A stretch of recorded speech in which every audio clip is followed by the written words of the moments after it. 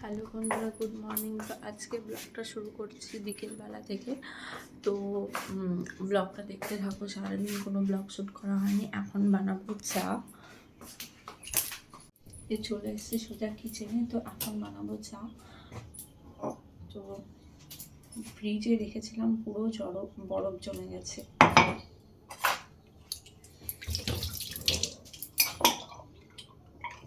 এই যে দুধটা পুরো বরফ জমে গেছিলো, ফ্রিজে রেখে দিয়েছিলাম।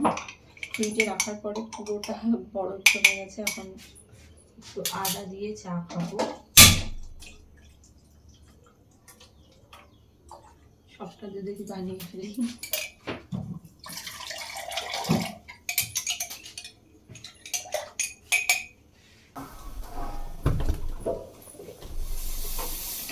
আর এই যে তোমাদের সঙ্গে আরেকটা জিনিস শেয়ার করি। এই যে সেদিন দিওয়ালির দিন সবাই মিঠাই দিয়েছিল, তো এখানে 4টে সোনপাপড়ি বক্স হয়ে গেছে। 4টে। এই যে অরেঞ্জ সোনপাপড়ি, এই যে এটা 4টে বক্স হয়ে গেছে। তো এখনও খাওয়াই হয়নি। এখনও ফ্রিজে অলরেডি মিষ্টি ভরা আছে। রসগোল্লার মধ্যে আছে, গোলাপ জামুন আছে, তারপর শুকনো মিষ্টি আছে, সব রকমই এখনও ভরা আছে। কবে শেষ করবো জানি না। আমিও সন্দেশ নিয়ে এসেছিলাম, সেগুলোও আছে এখনও অনেকটাই। তো জানি না কবে শেষ হবে এগুলো। এগুলো এখানে রেখে দিয়েছি। এগুলোকে অন্য কোথাও স্টোর করার ব্যবস্থা করতে হবে। তো চলো, এইগুলোকে এখন আমি এর মধ্যে ভরে দেব। এটা আমি স্টোর করে রাখি এখানে। তো এই যে এটাতে আমার সমস্ত জিনিসপত্র থাকে ক্যান্টিনের। এখন বেশি কিছু নেই, কয়েকটা বিস্কুট আছে ব্যাস। এই হ্যান্ড ওয়াশ আছে একটা এক্সট্রা ছিল, আর চাউমিন আছে, আর এখানে ধূপকাঠি আছে, আর ম্যাগির প্যাকেট আছে একটা, আর এখানে চকলেট আছে, অর্ধেকটা শেষ হয়ে গেছে চকলেট, আর অর্ধেকটা আছে। আর এই 4টে এখানে স্টোর করে রেখে দিই আপাতত। এখানে এই যে থাক। আর এই যে বলেছিলাম না ফ্রিজে মিষ্টি আছে, এই মিষ্টিগুলো এতগুলো হয়ে গেছে। আর এটার মধ্যে 1 বক্স মিষ্টি, এই 1 বক্স হয়ে গেছে। আর ফ্রিজে যেটা তোমাদের দেখালাম ওটাও ছিল, মানে 2 বক্স মিষ্টি পুরো আমার ঘরে আছে। তার মধ্যে অনেকগুলো আমি একা একা খেয়েছি, আমার বরকেও দিয়েছি, দুজন মিলে অনেকগুলো শেষ করেছি। এখন জানি না এই যে এই মিষ্টিগুলো কবে শেষ হবে, কিছুই জানি না। আর এই যে সন্দেশও আছে কয়েকটা, এটা আমি নিয়ে এসেছিলাম সেই সন্দেশগুলো। এই যে এগুলো তো তবুও খাওয়া হচ্ছে বেশি। এটা আর 5টা আছে, বাকি সব শেষ হয়ে গেছে। এগুলো নিয়ে এসেছিলাম। কতদিনে শেষ করতে পারি সব মিষ্টিগুলো এখন জানি না। আমরা দুজনে কেউই এখানকার মিষ্টি অতটা পছন্দ করি না, তবুও এখন কি করা যাবে, খেতে হবে। কিছু কিছু মিষ্টি আছে যেগুলো বেসনের লাড্ডু, তারপর হচ্ছে মতিচুর লাড্ডু, এইগুলো তো ভালো লাগে। বাকি যে রসগোল্লা আমার এখানকার একদম ভালো লাগে না। রসগোল্লা বেস্ট সব থেকে ওয়েস্ট বেঙ্গলের, এটা মানতেই হবে। তুমি পৃথিবীর যে প্রান্তেই থাকো না কেন, তুমি ওয়েস্ট বেঙ্গলের রসগোল্লাকে মিস করতেই হবে। এদিকে আমার চা হয়ে গেছে।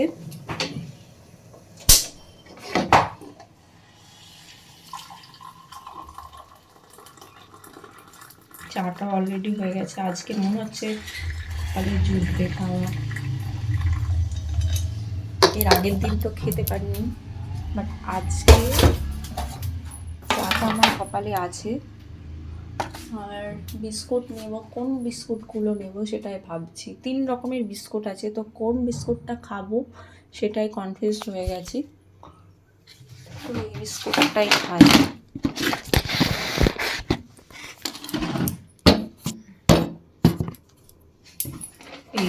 এই 1 রকমের বিস্কুট আছে, তোমাদের তো খুলে দেখো। এই যে পতঞ্জলি বিস্কুট, এই যে তোমরা দেখো পতঞ্জলি বিস্কুট, এটা একটা নিয়ে নেব। একটাই খাবো। এই বিস্কুটগুলো প্রচণ্ড মিষ্টি হয়। আরও এই যে এর মধ্যে একটা আছে, এর মধ্যে প্যাকেটও রেখে দিয়েছে। এটা আমার কাজ না, এটা পাক্কা ওর কাজ। এই যে গুড ডে বিস্কুটের প্যাকেট রেখে দিয়েছে, খেতে পারেনি, প্যাকেট শুধু রেখে দিয়েছে। এই গুড ডে বিস্কুট একটা নিয়ে নেব। আর এখানে পার্লে যে বিস্কুটও আছে, এই যে পার্লে যে বিস্কুট, এটা আর খাবো না, আমিও রেখে দিই এইভাবে।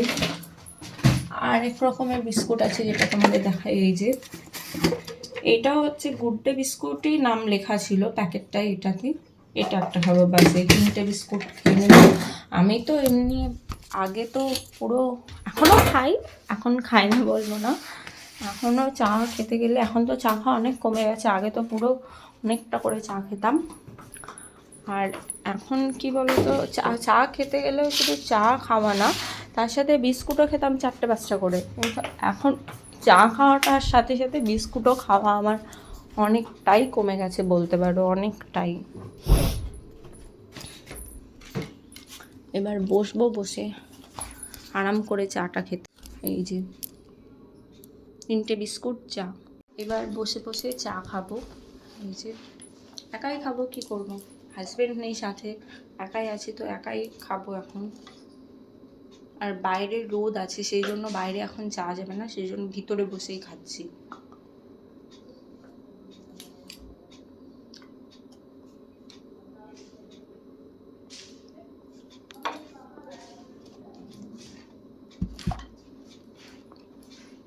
এখানে বসে চা খাওয়াটা আমার পোষাচ্ছে না, আমাকে মনে হচ্ছে যেন বাইরেই বসতে হবে, রৌদ্র থাকুক আর যাই থাকুক, বাইরে বসেই খেতে হবে। কারণ আমার চা খেতে সব থেকে বেশি ভালো লাগে বাইরে ব্যালকনিতে বসে, চেয়ারে বসে আমি চা খাই।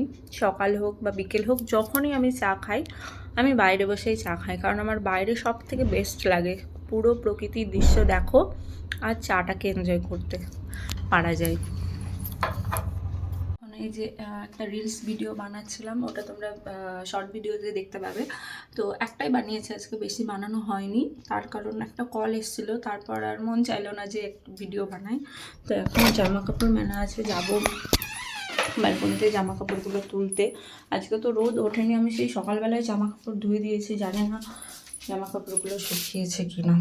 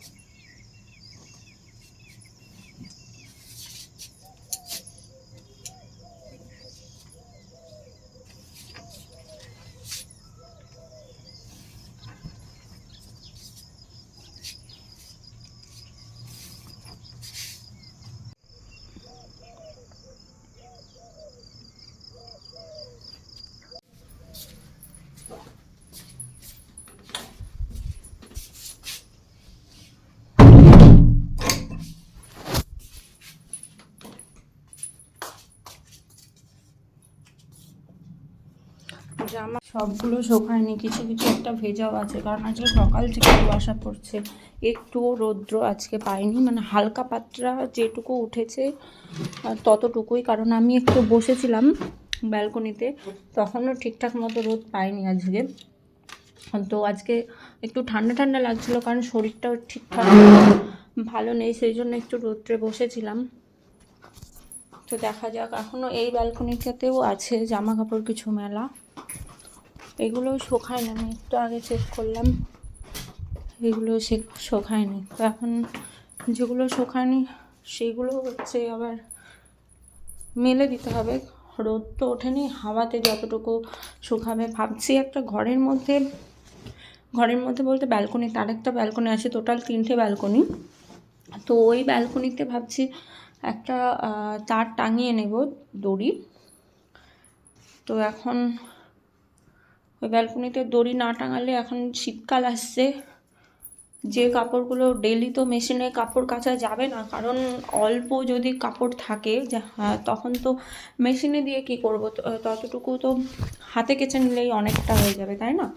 সেই জন্য অনেকটা যখন জামা কাপড় হয় আমি একমাত্র তখনই মেশিনে কাচি, আর এই শীতকালের জন্য আরও মেশিনটা ব্যবহার করা। বাকি তো আমার মনে হয় যেন হাতে কাচলে একটু এক্সারসাইজও হয়ে যাবে, না হলে আরও বেশি কুড়ে হয়ে যাব, তখন কোনো কাজ করতেও ইচ্ছা হবে না। কিছুই ইচ্ছা হবে না। এই যে এটা একটু হালকা একটু ভেজা আছে, এই গলার কাছে ভেজা আছে আমার এই টপটা, আর এটা শুকিয়ে গেছে। এটা সবার আগে মেলেছি, সেই জন্য এটা শুকিয়ে গেছে। এটা ভাঁজ করে রেখে দিই। আর কয়েকদিন পর থেকে হিটার ইউজ করা শুরু হয়ে যাবে, কারণ এত তাড়াতাড়ি ঠান্ডাটা পড়ে গেল, নভেম্বরের শুরুতেই ঠান্ডাটা পড়ে গেল এমনি। আর এই যে এটাও একটু ভেজা আছে, মাজার কাছে কোমরের এইখানটায় করে একটু ভেজা আছে, এটাও মেলতে হবে হালকা করে একটু, যদি শুকানো যায়।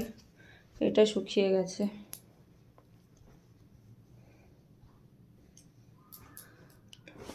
আর ওর ইউনিফর্মটাও শুকিয়ে গেছে, সেটা নিয়ে কোনো চাপ নেই। যেটা মেন সেটা শুকানো ছিল, সেটাই শুকিয়ে গেছে, আর কোনো টেনশন নেই। আমার জামা কাপড় শুকালেও চলবে, না শুকালেও চলবে, ভেজা জামা কাপড়ই পরে নেব, কোনো অসুবিধা নেই। কিন্তু ওর ইউনিফর্মটা শুকানো জরুরি আছে। অনেকগুলো আছে, তবুও মানে কোনো কোনো সময় লাগে যে এটা পরতে হবে ওটা পরতে হবে, সেই জন্য সমস্ত জামা কাপড় আমাকে কেচেই রাখতে হয় ওর। আর এই যে আমাদের গোপু সোনা, এই যে গোপুকে চকলেট দেওয়া হয়েছে খেতে, চকলেট বাতাসা একটু আগেই দিলাম। এই যে মানে কোয়ার্টার অ্যালার্ট হয়ে গেছিলো বিয়ের পরপর, কারণ অ্যাপ্লিকেশান জমা দেওয়ার পরপরই কোয়ার্টার অ্যালার্ট হয়ে গেছিলো। বাট কি হয়েছে না, করোনা তখন চলছিল, সেই জন্য যারা আমাদের কোয়ার্টারে আগে ছিল তারা কোয়ার্টার খালি করতে লেট করেছে, সেই জন্য আমরা কোয়ার্টার পেতে মানে আমার বর আমাকেও নিয়ে আসতে একটু লেট করেছিল। লেট সেরকম না, 7 মাস না 8 মাস মতো পরে এসেছিলাম বিয়ের। তো তবুও মানে বিয়ের মোটামুটি 3-4 মাস পর কোয়ার্টার আমরা পেয়ে গেছিলাম, 4 মাসের মাথাতে। কারণ ও বিয়ের যে মাসে বিয়ে হয়েছে তার 1 মাস পরেই ও অ্যাপ্লিকেশান দিয়ে দিয়েছিল কোয়ার্টারের জন্য। কিন্তু মানে ওই যে বললাম যে করোনার টাইমে মানে তারপরে মানে আমাকেও নিয়ে আসবে, আমাকে এমন একটা মানে পরিস্থিতি হয়েছিল, বাজে পরিস্থিতি, যে আমাকেও নিয়ে আসতে যাবে, যেই মাসে নিয়ে আসতে যাবে মানে আমাকেও এপ্রিল মাসে আনার কথা ছিল, এপ্রিল কি মার্চের লাস্টের দিকে মানে এরকম টাইমেই আনার কথা ছিল। মার্চ থেকে করোনা শুরু হয়েছিল, কিন্তু আমাকে ওই টাইমেরও আনার কথা ছিল। মানে করোনার তখন তো আমরা জানতাম না যে এরকম করোনা আসবে, কী আসবে পৃথিবীতে এরকম। তো আমাকে নিয়ে আসবে যে মাসে, তার মানে কিছুদিন আগে থেকেই এরকম সমস্ত জায়গায় এরকম লকডাউন, সব কিছু করোনা ফরোনা এসব নানান রকম হয়ে গেল। আমাদের তো মানে খুব মন খারাপ হয়ে গেছিলো দুজনারই, যে কোয়ার্টার পেয়ে গেছি। তবু ও তো একটা কথা বলছিল যে যদি ওখানে চলে আসতাম আমি কোয়ার্টারে তাহলে কিছু হতো না। আর মানে ওরাও যারা কোয়ার্টারে ছিল তারা মানে এপ্রিল মাসের দিকে মানে খালি করে দিত আর কি, যে যেদিন খালি করতো তার মানে তখনও ছুটি চলে যেত, তারপরেই আমাকে 1 সপ্তাহ পর হয়তো নিয়ে আসতো, মানে এরকম একটা কিছু করতো। কিন্তু সেটা তো হয়নি। তারপর আমি এসেছিলাম তারও মানে অনেক দিন পর, মোটামুটি 5-6 মাস তো পর হবেই, মানে কোয়ার্টার আমরা অ্যালার্ট হয়েছে তার অনেক দিন পরেই এসেছি। তো কী করা যাবে, কিছু তো করার নেই, যেটা আছে কপালে সেটা মেনে নিতেই হবে। আর এই যে এখনও যেটা বলছিলাম ওই প্রেস করার কথা, তো এখনও ঠিকঠাক মতো প্রেস করতে পারি না। ওর অনেকগুলো শার্ট আছে, প্রেস করে করে রেখে দিয়েছি আমি। আমাকে একদিন বলছিল যে তুমি যদি আজকে আমার শার্টগুলো প্রেস করতে পারো সুন্দরভাবে, তাহলে তোমাকে আমি 100 টাকা পুরস্কার দেবো। আমি বললাম 100 টাকা আমার দরকার নেই, আমি প্রেস করে দিচ্ছি ফ্রিতেই, আমার কোনো টাকার দরকার নেই। তো এসে ও ডিউটি থেকে এসে দেখে যে আমি জামাগুলো সবগুলো প্রেস করে রেখে দিয়েছি, সুন্দরভাবে গুছিয়ে রেখে দিয়েছি। তো ও তো খুশি হয়ে গেছে, আর বলছে যে বাহ প্রেস করা শিখে গেছো, এরকমভাবে অনেক রকম বলছে। তা আমিও শুনে খুশি হয়ে গেলাম। আমি বললাম থাক, তোমাকে কোনো 100 টাকা দিতে হবে না, আমি ফ্রিতেই তোমার ড্রেস প্রেস করে দিয়েছি। তো এই নিয়ে একটু চলে আমাদের মধ্যে, এরকমই চলতে থাকে সারাক্ষণ। আর এই যে এখন দুপুরবেলায় গেল, ঘুমিয়েছিল, একটু আগে গেল, 15 মিনিট হবে, আমি রিলস বানানো শুরু করব তার আগেই ও গিয়েছে। তো মানে আমি চা খেলাম, চা বসাতে গেলাম, তার আগেই ও গেল, মানে তখনই ও গেল আর আমি চাটা বসাতে গেলাম।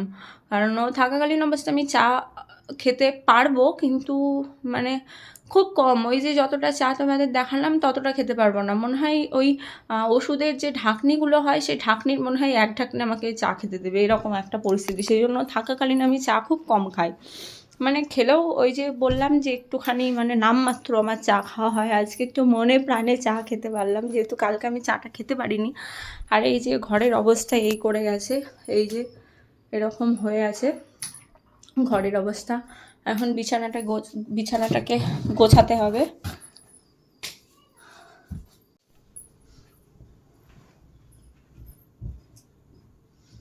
এই যে কম্বলের মধ্যে একটা কুশানো রেখে দিয়েছে।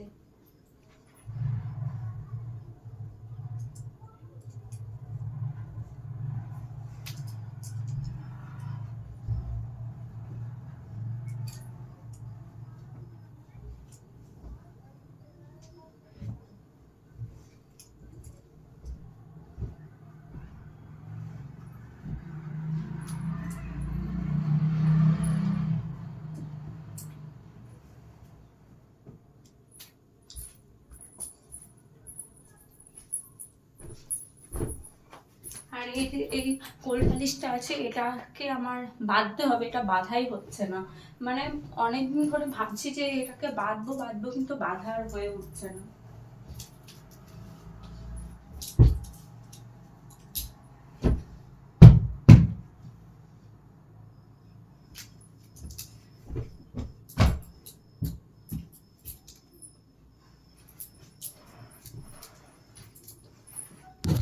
তো হয়ে গেছে আমার রুম ডেকোরেশন কমপ্লিট।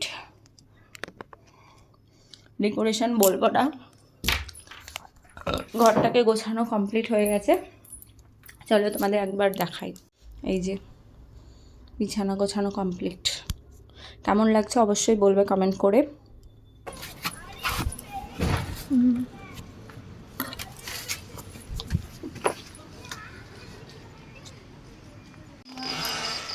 रॉनी कुछ बोलो तो, इसको बोलो कुछ, बदमाशी नहीं करना, बोलो। रॉनी नहीं कर रहे।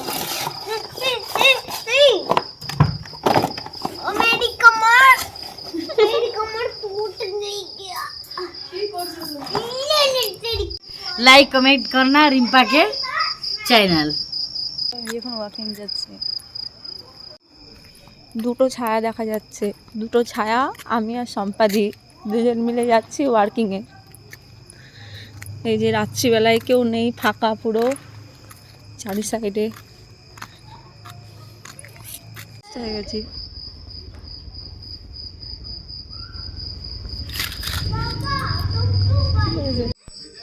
ফাটাও তার একবার, ফাটাও। আমার বর এখন উপর থেকে বোম ফাটাচ্ছে, ছোট ছোট চুটকি বোম। তো সেটাই হচ্ছে আমি ভিডিও করছি। এই যে সম্পাদি আর আমি দুজন মিলে বসে আছি, আর ও এসে বোম ফাটাচ্ছে এই যে উপর থেকে। আমাদের গল্প করতে দেবেন আমাদের দুজনকে, সেই জন্য চলে গেল। তো বন্ধুরা, ভিডিওটি ভালো লেগে থাকলে অবশ্যই লাইক, কমেন্ট অ্যান্ড শেয়ার করে দিও। আর দেখা হচ্ছে নেক্সট ব্লগে, ততক্ষণের জন্য টাটা।